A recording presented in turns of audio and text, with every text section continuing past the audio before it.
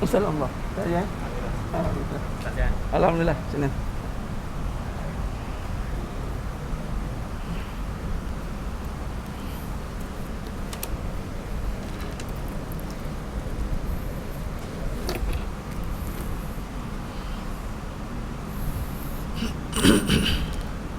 Astaghfirullahaladzim alladzi la ilaha illa anta wa ana abduka wa ana a'udzuka min syarri ma sana'tu wa bi ni'matika alayya wa abu bi faghfir li fa innahu la yaghfiru dhunuba illa anta lillahi ta'ala.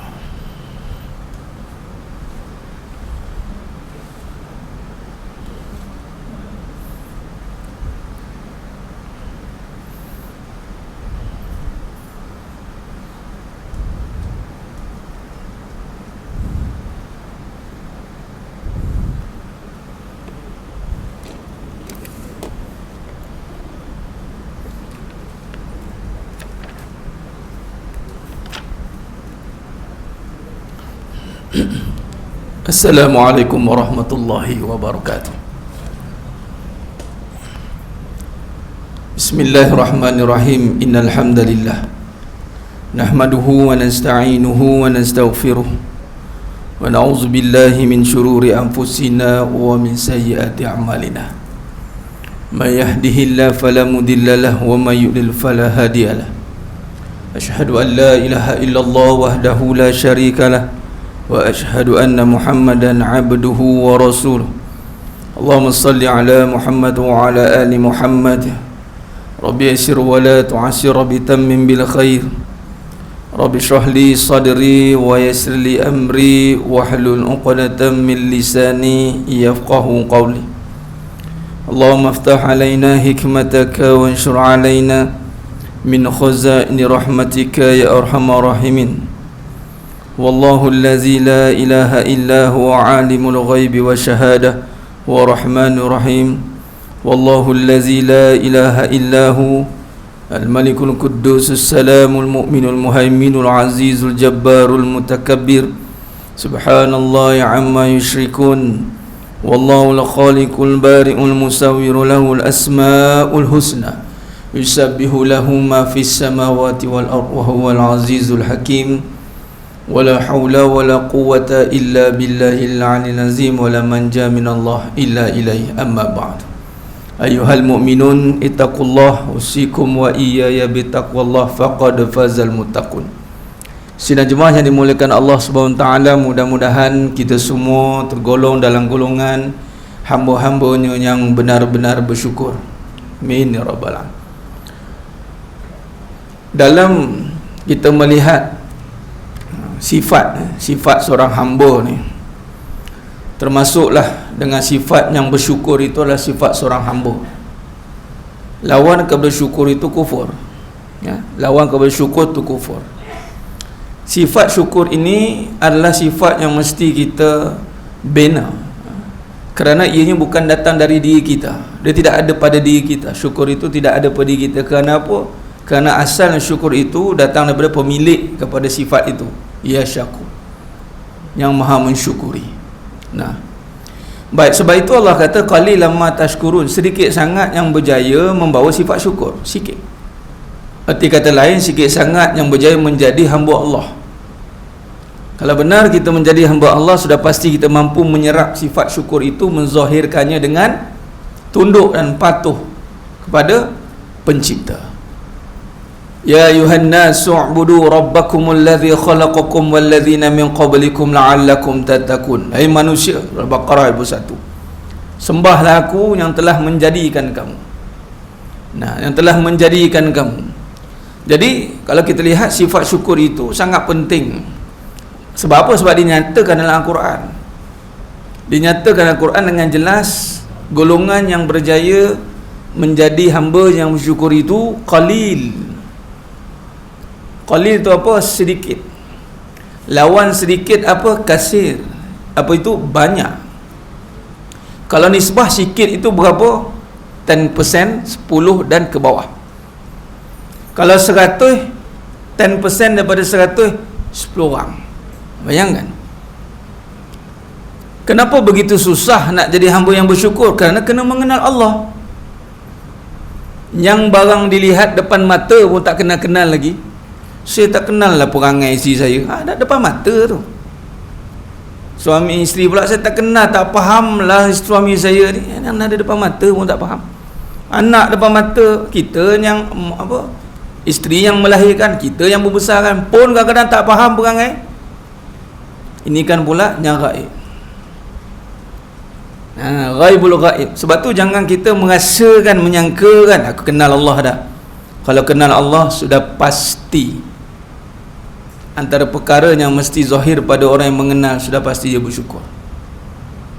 Pasti. Sebab syukur tu sebab apa? Kerendahan hatinya, tawaduk. Dia tidak akan menjalan berada di atas muka bumi yang milik Allah ni dengan sifat yang mana menyangkakan dirinya itu memiliki, berusaha dengan atas diri dia, kapasiti dia. Tak ada. Tak ada. Dan apa yang berlaku sekarang ni, fenomena yang berlaku sekarang ni dengan keadaan pandemik yang dah tak jadi pandemik dah pun dah akhirnya endemik, yang kita melihat dengan kebesarannya bahawa terjadinya satu situasi yang di luar kekuasaan manusia untuk menyelesaikannya. Kita hanya boleh berusaha sekadar ni. Dah 2 tahun kita macam ni lah. Covid tak lari-lari pun. Covid tak lari pun, dia bersedia untuk serang kembali. Sebab tu tidak jadi satu kejutan bila datangnya gelombang ketiga tu. Dan tidak mustahil berlaku gelombang keempat. Sebab apa? Sebab bukan manusia uruskan. Kementerian mengurus Malaysia je. Malaysia pun sebenarnya ada pemilik dia, Kementerian Kesihatan Malaysia. Bukan Kementerian Kesihatan Manusia.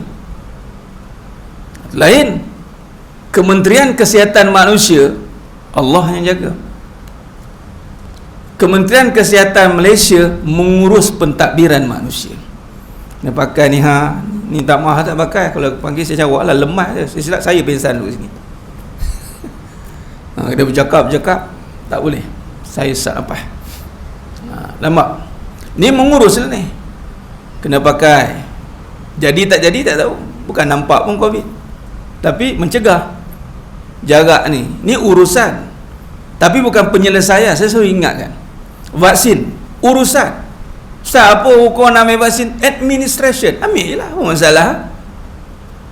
Yang masalah pun tak ambil pun tak terurus kat hidupnya nah. Apa tak terurus? Akidah dia lagi juga.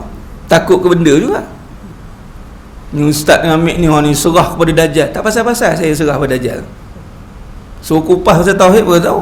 Tak terkupas pula dia nak pasal tauhid. Terkial-kial juga. Tu dia. Kalau tak ada duit, cari duit juga. Nampak? Kadang orang nak lagi tak mengikut nafsu semata-mata, sangkaan semata-mata. Berbalik perbincangan kita itu tadi. Kalau benarlah kita mengenal itu, maka sudah pasti sifat-sifat kehambaan yang diterjemahkan melalui kefahaman kita tentang Allah. Sebab itu kita kena ikut bagi Nabi SAW itu. Takhalluq bil akhlaqilah. Kata Dr. Said Hawa yang mentakhrij ataupun mensyarahkan kitab Tazkiyatun Nafs, mengatakan bahawa yang berjaya menyerap sifat-sifat kesempurnaan Allah Subhanahu Wa Taala itu adalah baginda Nabi SAW. Jadi apabila kita berazam kita semua mengikut tarik nubuwah, yang mana ikut jalan Nabi itu apa? Akhlakul karimah. Akhlakul karimah. Dan saya kira dah tak adalah kot timbul isu provokasi jarak-jarak ni. Tapi saya rasa ada bunyi-bunyi lagi. Ni tak ikut sunnah Nabi. Contoh dia kata, dia ni kata ikut sunnah Nabi ni yang tak berakhlak. Tu tak ikut sunnah Nabi. Kebalah. Semua benda nak dibalahkan. Tu tak ikut sunnah Nabi. Orang yang begitu tak ikut Nabi. Dia selagi mana perkara itu tiada larangan. Itu ulama dia buat begitu dulu. Ada larangan tak? Kata almarhum Datuk Abu Hassan Din Al-Hafiz. Entah nak tahu senang dalam perbahasan ni. Tapi panjang lagi lah perbahasan. Tapi dia bagi 2 kata kunci. Yang pertama, ada larangan tidak? Larangan menjarakkan. Ada tak? Tak ada. Tak ada, okey. Kemudian Ada tak yang mengharamkan? Larangan satu, haram terus dari yang qat'i. Tak ada, kita jalan. Itu cara ulama. Kemudian keluarlah dari dalil yang lain. Dia tengok dulu. Tak ada larangan, maka tiadalah tentangan. Semalam saya ditanya soalan tengah live, Ustaz, apa hukumnya seorang suami melarang isterinya ambil vaksin? Isteri nak ambil juga. Dia tanya, adakah itu isteri dah ke? Saya cakap, ada tak larangan dalam agama jangan ambil vaksin? Diam dah. Suami bukan sewenang-wenang nak larang isteri. Larangan suami mesti sama dengan larangan agama. Kalau agama tak larang, tiba-tiba suami larang, besar suami dari agama. Salah lah tu. Apa hukum saya cakap? Haram ke? Tak haram, harus. Dah tu, daripada harus diharamkan buat apa? Apa hukum suami kahwin lagi? Haram tidak? Dia konak itu pening. Haram ke tidak? Tidak dah. Isteri larang kenapa? Besar isteri dari agama. Tak, Ustaz, suami tak mampu. Itu cerita lain. Itu cerita akan ada pihak yang akan klasifikasikan, clarify itu. Itu mahkamah. Sebab tu kena ikut mahkamah. Bukan kata dia nak menyusahkan kita, tidak. Tapi dia ada kaedah nak ukur. Kita tak tahu. Kadang nampak macam steady, ditanya soalan, tak boleh jawab. Balik, cuba lagi. Cuba lagi katanya. Dia bukan kata isteri bagi tak bagi, tak ada. Sebab tak boleh jadi hukum, sebab tak ada larangan. Malah perkahwinan hukumnya mubah, harus, boleh jadi wajib. Perkahwinan pertama mungkin wajib. Perkahwinan kedua, ketiga mungkin harus, boleh jadi haram. Boleh jadi haram. Boleh jadi sunat. Itu pada mubah tu, kau faham hukum selesai. Dan semua ni berbalik apabila kita nak pergi pada puncak utama mengenal Allah Ta'ala. Orang yang mengenal Allah SWT itu sudah pasti menyerap sifat-sifat terpuji dengan melalui jalan tariq nubuwah, jalan kenabian. Jadi apabila, kalau kita lihat dalam konteks keadaan semasa sekarang ni, agenda ataupun tangan-tangan yang cuba untuk melenyapkan tadi satu sifat yang besar, akhlak, menimbulkan provokasi perkara yang sudah ada kepastian, yang ada perbahasan dah ada, tapi melupakan satu perkara yang menjadi teras kepada agama, teras kepada kemajuan dan pembangunan satu perkara. Apa dia? Akhlak, perangai. Dan ini memang disokong barat pun dia membahaskan tentang habit, attitude. You change your attitude, you change everything. Dia kempen tu pandai. Tapi dia duk kacau attitude kita. Nampak dia apa? Apa dengan cara apa? Dia buat kita lemah dalam memahami perkara itu, sehingga kita terpengaruh dengan sifat yang tidak bagus. Perangai buruk lah senang cerita. Nampak? Jadi makna kata di sini, berbalik pada perbahasan kita tadi, untuk melayakkan diri kita ni sebenarnya dalam sepanjang-panjang hidup kita ni, ada 20 tahun, ada 30 tahun, ada 40 tahun, ikutlah berapanya Allah bagi tempoh tu, satu je misi dia, untuk menjadi hamba Allah. Illa liya'budun, bukan jadi hamba keadaan. Tak ada kita nak disuruh jadi hamba keadaan. Apa maksud hamba keadaan? Terikut-ikut keadaan yang telah dikontroversikan. Dia ada orang cuba nak lari daripada konon keadaan ini. Ini keadaan ni saya cerita ni apa yang realiti. Ni keadaan ni fitnah ni. Nak usah-usah masuk, terutama saya ni. Kena fitnah ni. Saya cakap, kalau dia pun terikut dengan keadaan itu yang mewujudkan satu kontroversi dan provokasi, dia pun terfitnah juga. Ni yang keadaan ni. Sebab itu kita tidak boleh tunduk kepada keadaan. Dengan cara apa tunduk itu? Dengan terganggu emosi kita, terganggu perasaan kita. Sepatutnya perasaan ini telah ditundukkan oleh nas-nas atau jalan-jalan agama. Tenang dalam berhadapan dengan keadaan itu. Bukan hanya mewujudkan lagi perbalahan, kebimbangan. Dia tidak mampu membimbing, tetapi dia membimbangkan. Itu keadaan yang sekarang banyak berlaku. Akhirnya yang berlaku bukannya penyatuan, akhirnya berlaku adalah perpecahan. Dan yang paling parah, perpecahan yang paling besar, perpecahan dalaman.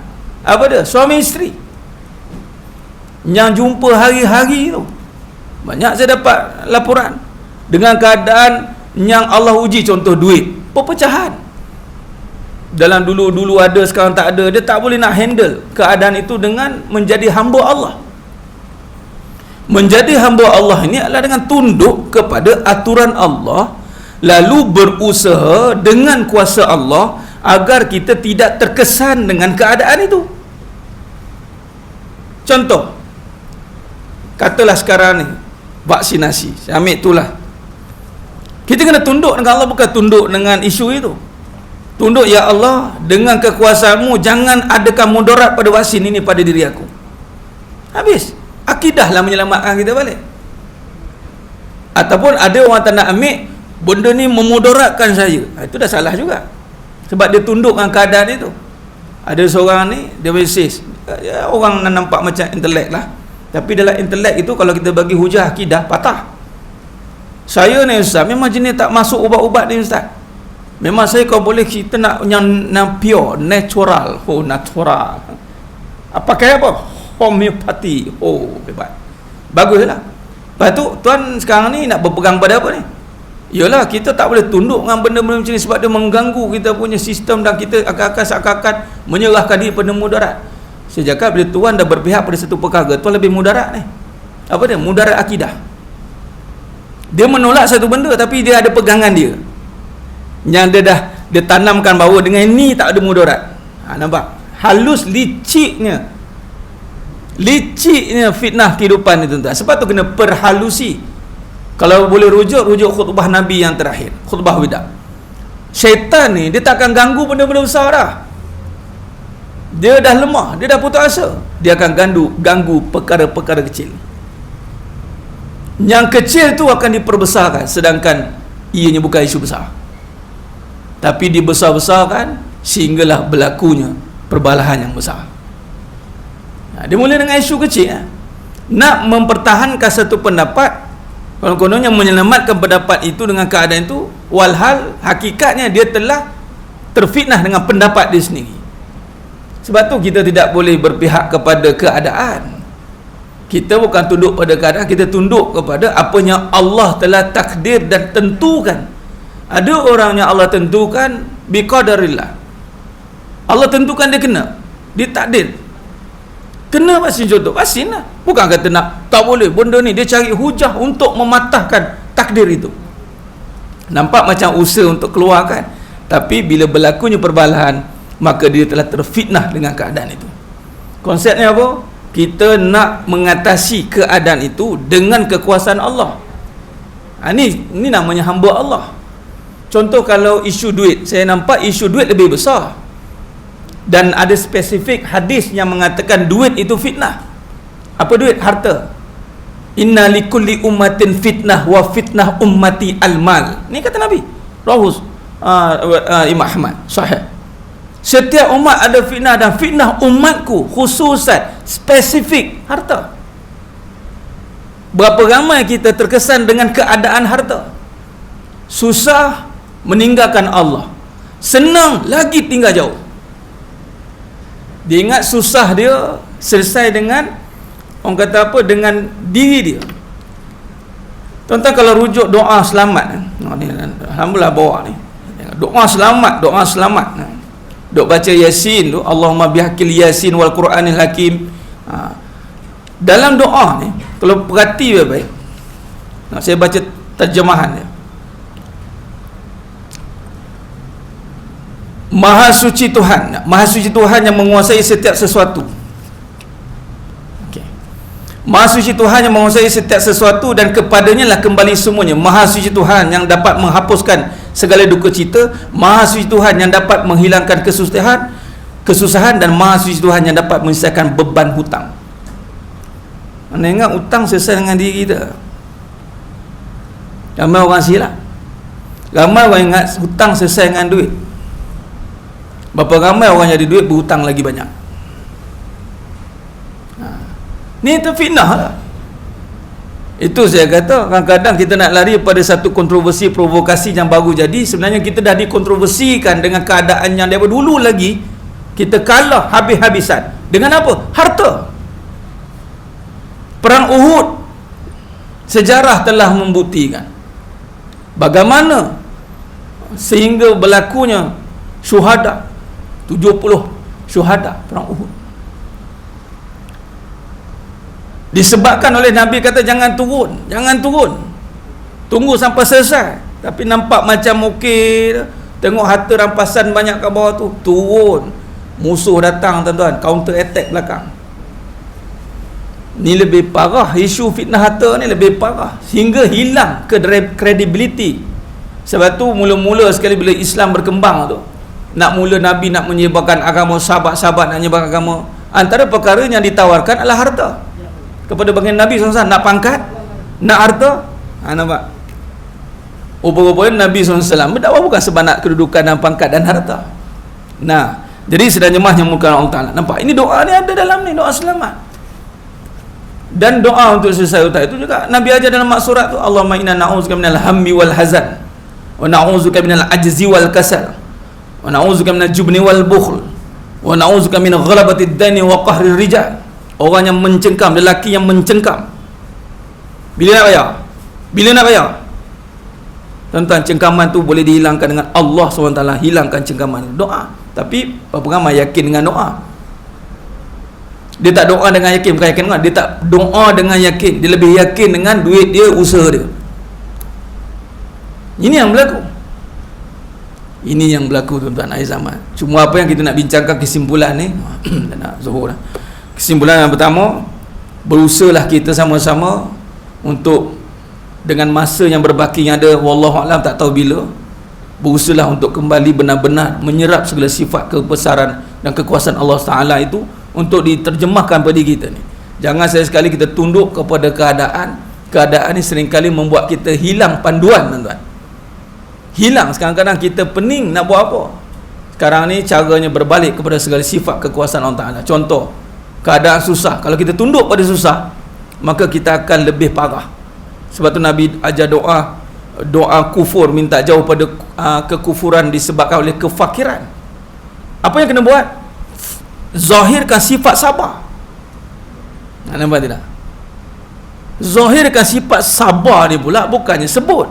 Sabar ni adalah zahir dengan latihan, amalan, dengan datang, ketaatan, solat, dengan ceramah, dengan kombinasi, kompilasi 98 sifat tuan.